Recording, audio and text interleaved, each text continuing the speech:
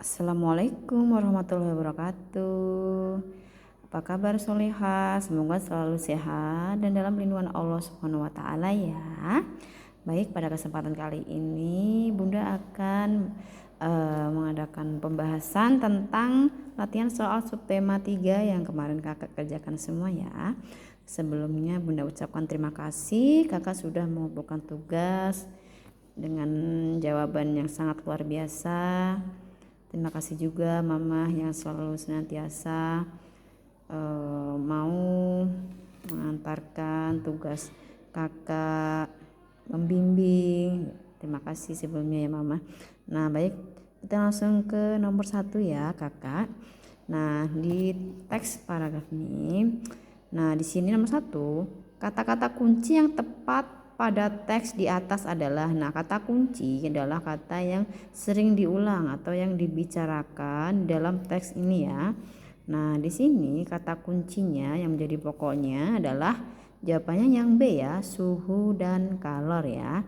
Nah kemudian untuk nomor 2, kalimat tanya yang tepat untuk teks di atas adalah ya, yang tepat adalah A ya. Jadi bagaimana cara mengurangi perpindahan panas ke dalam ruangan. Nah, jadi kan di sini kita harus tahu dulu ya. Jadi kalimat utama ini terletak di awal. Nah, kita perhatikan fokusnya ke kalimat pertama ya. Nah, di sini adalah poin pokoknya. Nah, di sini adalah membicarakan tentang mengurangi perpindahan panas dari luar ke dalam bangunan ya. Nah, kemudian untuk yang nomor 3, pokok pikiran pada teks tersebut adalah, nah di sini kita bisa lihat dari kalimat utama juga. Nah, di sini pada teks ini dia membicarakan apa? Nah, di sini kita bisa memakai bahasa kita sendiri ya, jadi bebas, yang penting intinya sama seperti yang dimaksud dengan teks ini. Nah, di sini Bunda menggunakan bahasa sendiri, yaitu cara menjaga suhu yang nyaman di rumah. Nah, di sini adalah membahas tentang cara menjaga suhu di rumah ya, yang nyaman. Nah, kemudian nomor 4, nah simpulan. Nah, ya jadi simpulan dari teks tersebut. Nah, jadi simpulannya ini kita ambil dari kalimat pertama dan kalimat terakhir ya. Nah, jadi digabung tapi jangan semuanya. Kita ambil yang poin pentingnya aja. Nah, di sini Bunda ambil bagaimana, yaitu cara mengurangi perpindahan panas dari luar ke dalam bangunan dan begitu pula sebaliknya. Nah, dengan cara bagaimana? Yaitu dengan benda yang berasal dari konveksi, konduksi, dan radiasi ya. Nah, kemudian sekarang yang muatan IPA. Muatan IPA, Ibu ingin mengambil kue yang sudah selesai dipanggang dari dalam oven. Nah, untuk menghambat kalor dari loyang, nah jadi untuk menghambat itu berarti harus menggunakan bahan yang berasal dari isolator ya. Nah, berarti menggunakan apa? Kain lap. Kenapa kain lap? Karena kain lap itu adalah contoh salah satu yang menggunakan bahan isolator. Nah, kalau besi aluminium itu termasuk konduktor ya. Jadi dia semakin, kalau misalkan panas dia semakin panas karena dia penghantar yang baik. Nah, kalau kertas kalau kena panas otomatis dia akan ini ya, nggak bisa ya, dia tetap panas.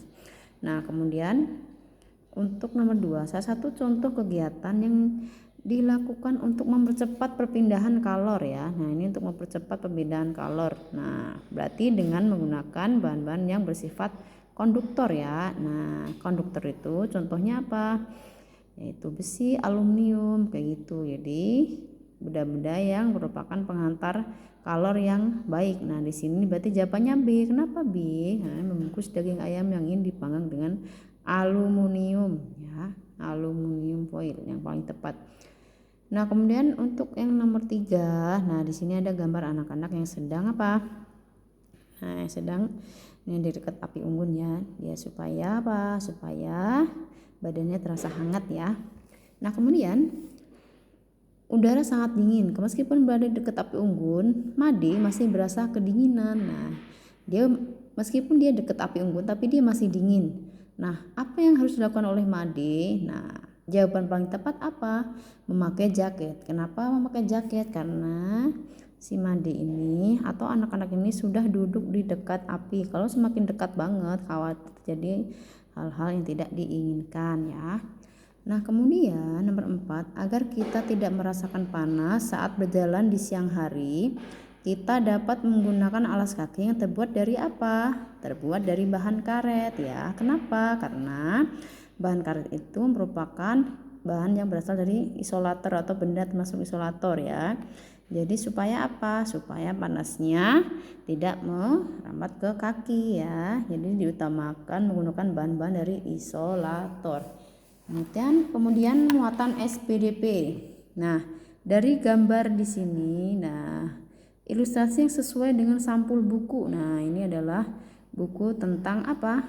Nah, ini buku IPA. Ini ada gambar anak ya. Ini terlihat jelas anak ini sedang mencatat ya. Nah, berarti apa yang paling tepat? Jawabannya adalah 2 anak sedang mencatat hasil kegiatan karena dia memegang pulpen ya sama buku. Nah, kemudian nomor 2, unsur pada sampul buku yang ditulis dengan ukuran huruf lebih besar daripada usulannya adalah apa? Nah, ini ya. Nah, ini paling besar nih, ilmu pengetahuan alam.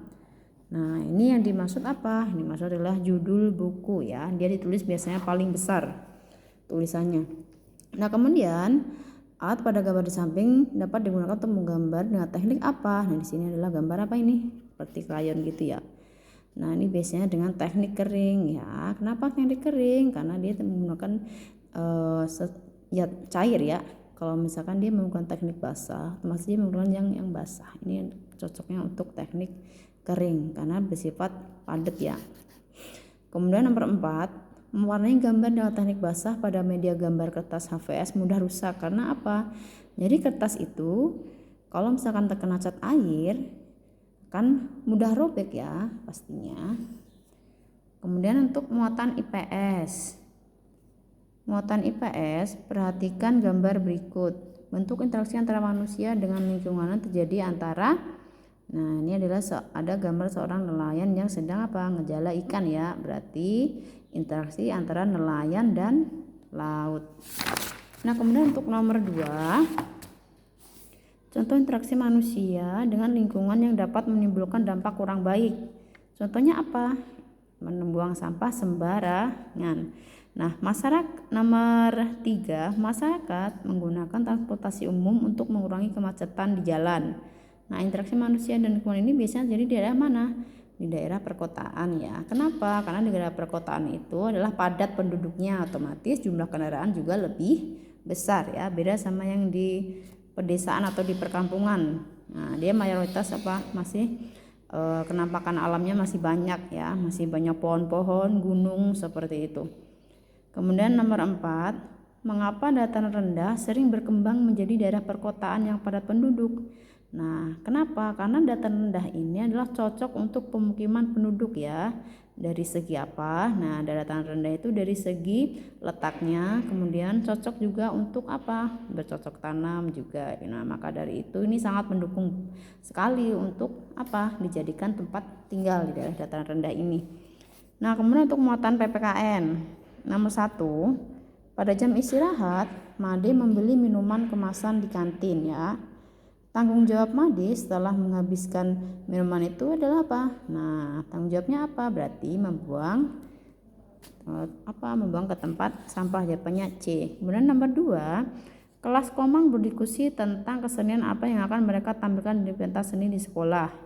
Dalam diskusi, hak yang dimiliki setiap anak adalah hak untuk, nah, anak itu berhak apa? Menyampaikan pendapat, itu haknya. Nah, kalau misalkan kewajibannya apa? Menghormati pendapat orang lain, itu kewajiban ya.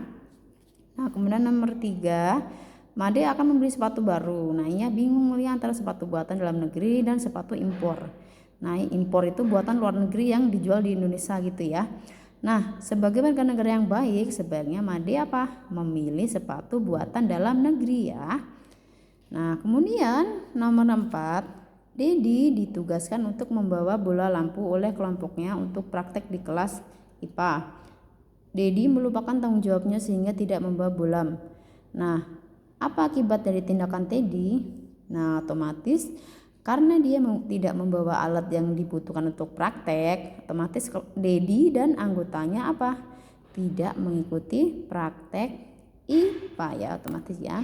Nah, mungkin hanya itu yang Bunda sampaikan untuk pembahasan materi soal latihan subtema 3. Mohon maaf apabila ada salah.